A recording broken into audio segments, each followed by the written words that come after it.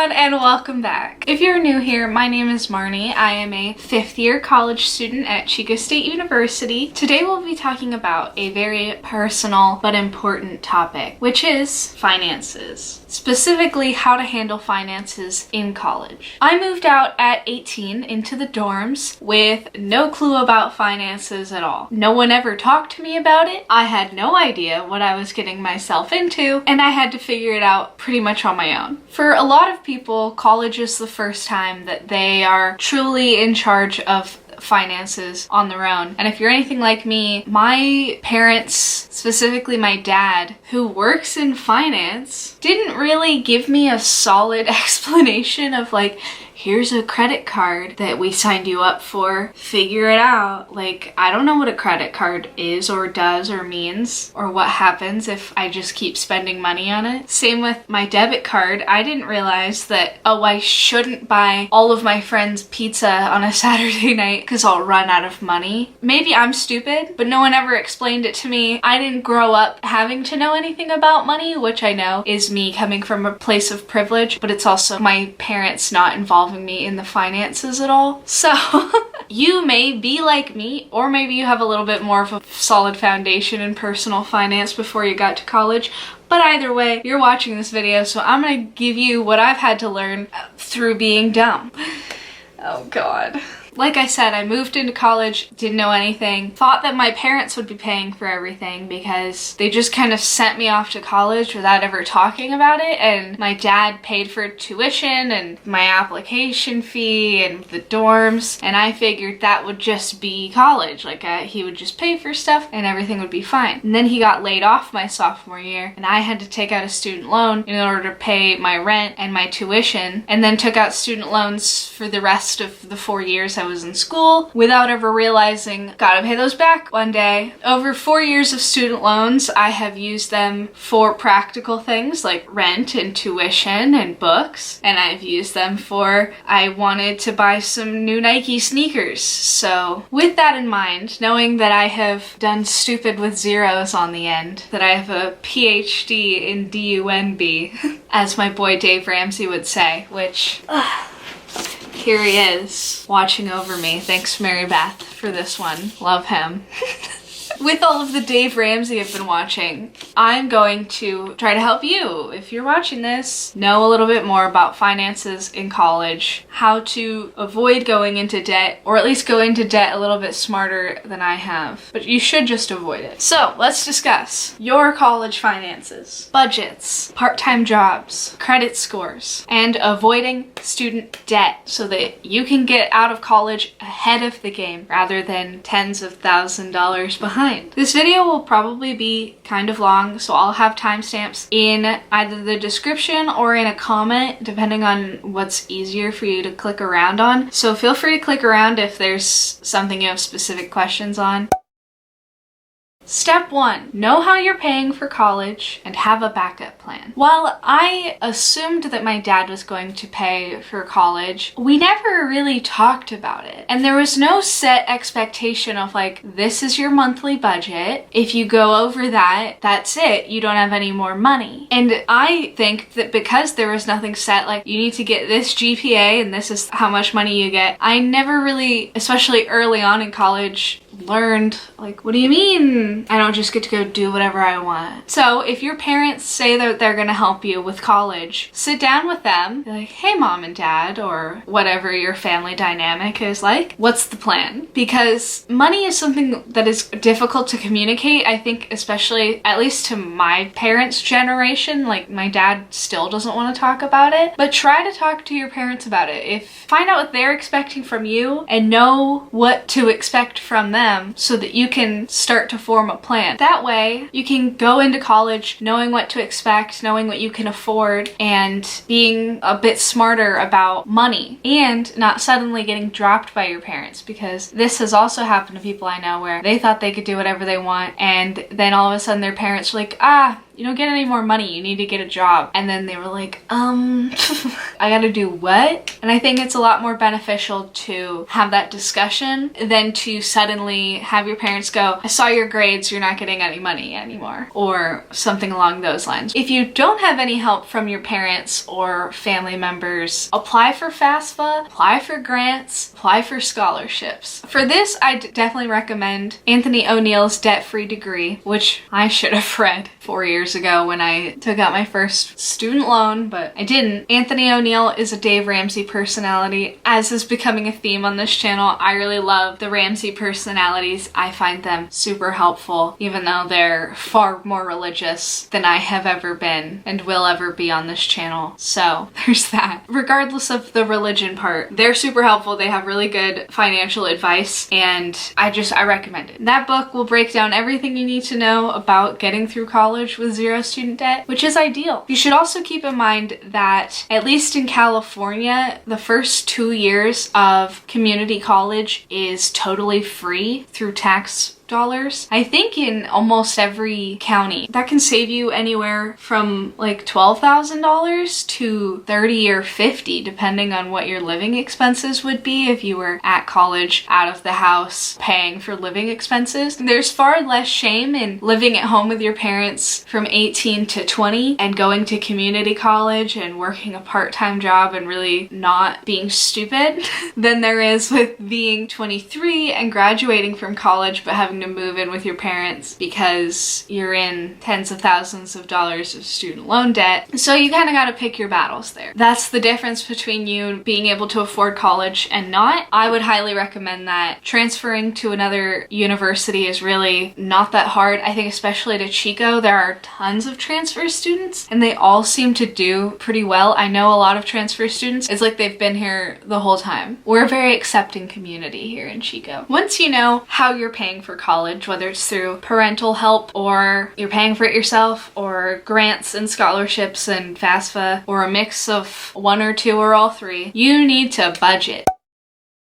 I found budgeting to be one of the more difficult parts of personal finance because you have to admit to yourself what you've been spending in order to change it. You have to get very comfortable with your online banking app, tracking what you buy every month, even if it's $50 worth of Starbucks. And then you have to question, could I have just bought a Keurig and stopped getting so much Starbucks? Do you know how much gas money I've saved since I stopped getting Starbucks? It is insane. So budgeting tools like the EveryDollar app, which is Dave Ramsey's, or Mint, or other ones that you can find on the App Store, I'm sure they all do practically the same thing, are super helpful. You set up a budget in like 10 minutes at the start of every month, and you put in things like your rent, which should be the same every month, gas and water, which will be pretty much the same. Expect your gas and electricity to be a little bit higher in the winter if you use the heat at all. Food, subscriptions, entertainment, restaurants. That one can be a problem.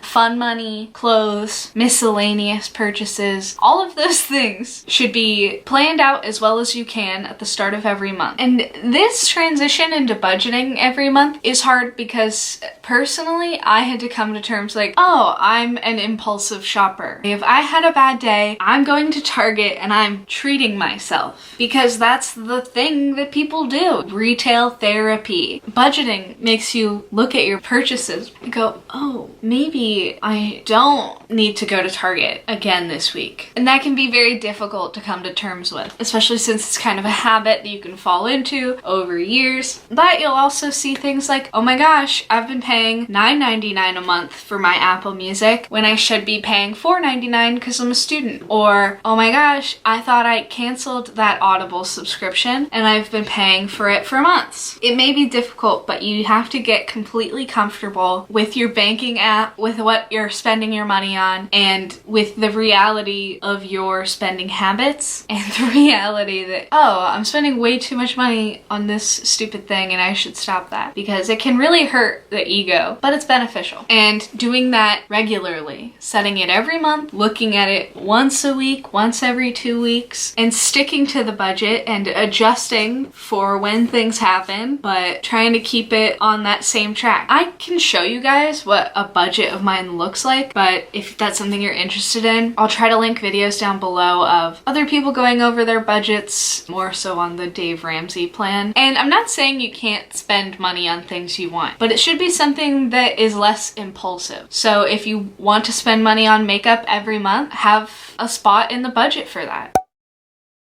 Third thing, part-time jobs during the school year and having a job during summer and or Christmas break can totally make or break your college experience. I do understand that there are certain majors where this is nearly impossible, but I am not in one of those majors. I've got plenty of time to go to work, and having a part-time job is how you get to do things like go to Mexico, go to Costa Rica, go on spring break trips, fun stuff, beer money, restaurant money, or for some people, I mean paying rent and bills and stuff. A lot of people need those part-time jobs / saving up summer job money to even afford college, tuition, books, everything throughout the whole year. So you're probably like, yeah, no duh, gotta go to work to make money. How do I get a job in Chico? Because I've been applying to a bunch of jobs and no one's hiring. Well, that's an excellent question. The hardest time you're gonna have trying to find a job is right at the end of August and beginning of September, when thousands of people, all 18 to 22-ish, move back to Chico after being at home with their parents all summer and are like, okay, I spent all of my summer money going to Tahoe. I need to get a job in Chico. There's no jobs in Chico during August and September. If you're gonna go ask for jobs in Chico, you need to, I think that the best times, this is when I've been successful, is May, when the opposite is happening and everybody's leaving, is when I've gotten one of my Chico jobs. I got one of my jobs because I came back early, the beginning of August, before all the other students came back, and got a job then. You gotta be ahead of the crowd, otherwise you're gonna get stamped out by everybody else. Or the holiday season. So applying in October and then getting hired for Black Friday, Thanksgiving, and Christmas. Unfortunately, having a job during the school year does mean sacrificing things like the weekends, nights, and a lot of time where people would rather be going out. But it could mean whether or not you're paying rent or affording to eat more. As far as summer jobs go, if you end up going back to your hometown, for me, it's the Bay Area. Something that I find really hard is like when it's summertime and I'm not in school, it's pretty easy to become like a non-person. Like I don't work out, I don't eat as well. Oh my god, it's like not, like time is an illusion until August. It doesn't exist. And that is also when budgets tend to fall apart because you're like, we're in the Bay Area, like let's go out. And then it's like, I spent $50 on drinks, which would have been like $10 in Chico. That's something where you kind of have to be mindful. Maybe I want to save this for when I'm back in Chico. I could have like 5 times as fun with this amount of money versus one night out in a more expensive area like the Bay Area. Or I know a lot of people are from Southern California, same dynamic. And that's something that you personally will probably figure out over the many years that you're in college and start to grow up a little bit with money and financial decisions and purchases. Because sometimes you have to do a little bit of stupid in order to understand, like,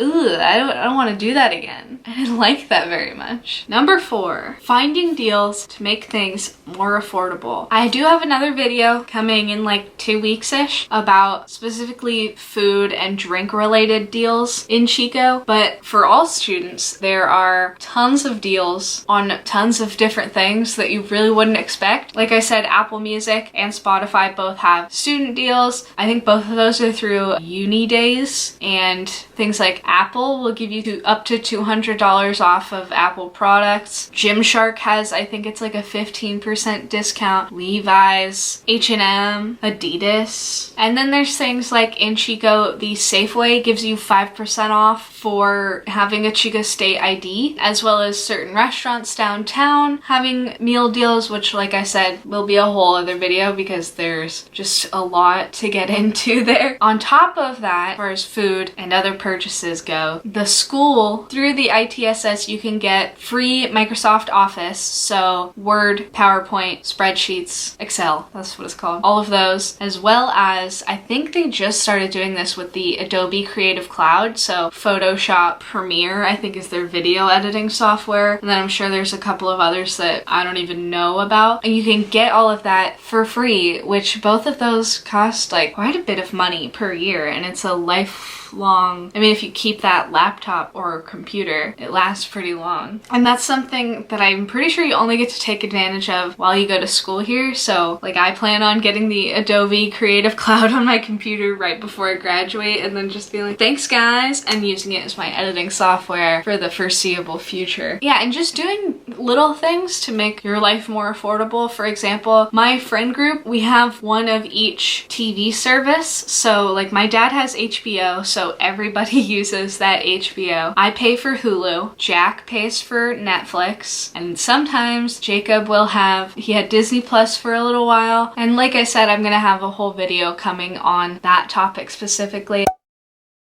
The fifth thing we're going to talk about is a weird one, credit cards. Because, like I've mentioned, I'm a big Dave Ramsey fan. And if you look, here he is, cutting up a credit card. Well, I still have one. I'm not all the way there yet on this whole just cut it up and throw it away thing, because I live in California where you can't really buy a house cash. So me having a really good credit score that I've built up over the years will help me buy a house one day, I think. I'm not an expert, but that's how that works from what I understand. Credit scores and whatever. So I guess what I'll tell you about is if you already have a credit card and you have trouble knowing like, what do I put on this so that I don't end up just buying random stuff on Amazon and then going, what the heck? I spent $1,000 last week on random stuff? I'm exaggerating, obviously, but it's possible. I use mine for all of my subscriptions and entertainment. So if I go to the movies or like rent a movie on Amazon for like $3 or whatever it is, my Apple Music goes on there, my Hulu goes on there, Audible when I had it went on there, and my like Amazon Prime, which is every February. Those things all go on there every month, and it comes out to about the same amount every month depending on like how many times I went to the movies or watched movies on Amazon. But there's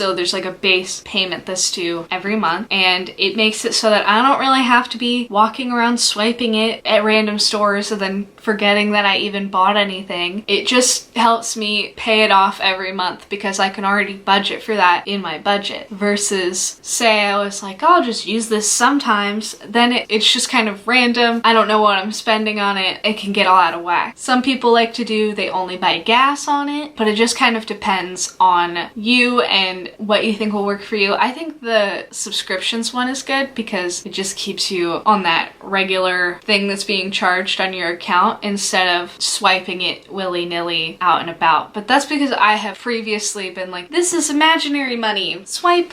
But I think that'll help if building up credit is something that you're interested in doing. That is how you do it, is regularly using and paying back your credit card. If you don't budget and you're not already having a healthy relationship with money, I wouldn't say go open up a credit card. That's a great idea, because I think a credit card is a really good way to accidentally be extra stupid with money, and it's not even your money, it's like the bank's money that they're loaning you. Credit is something that I think a lot of people figure out post-college. If you want to figure it out in college, it's up to you. Obviously, I'm not going to recommend it because I think it has hurt me a lot more than it's helped. Using a credit card, if you already have one, in a way that is smart and effective can help you build up a good credit score and have a healthier relationship with money, because you're just being mature with your finances and your purchases, which Dave Ramsey would be very disappointed in me for saying, but I don't know. One day I'll buy in, but right now I'm not buying into the Jesus and I'm not buying into the credit card thing. But I still love you, Dave. Maybe one day. Who knows?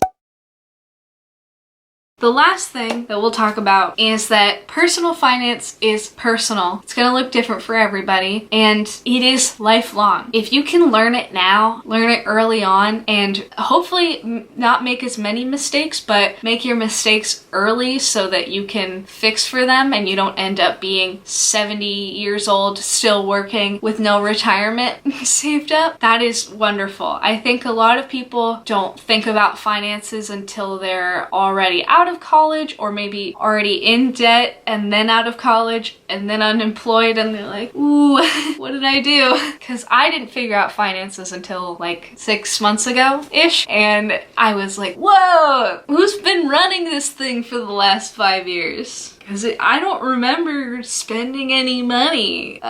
So if you could avoid what I did, that's great. Or avoid even stupider, also great. But just keep in mind, especially if you already have some bad habits in place, it's gonna take some time and it'll take some getting used to, but it can only help you in the long run. While it may be way less fun to not go shopping for retail therapy, or not go out to restaurants every time you want it, or not get a Starbucks coffee for $5 a day, 30-year-old you is gonna thank you, 50-year-old you is gonna thank you, 80-year-old you is gonna thank you. Finance, I think, is most difficult part of this weird growing up thing, because it is so not discussed and just kind of expected that you'll figure it out, and you really should be able to talk about it. There's so much shame and guilt surrounding it because so many people are bad with finance. I mean, there's $1 trillion of student loan debt. The average person graduates with $35,000 of student loan debt. Most people are in debt. Being in debt is normal,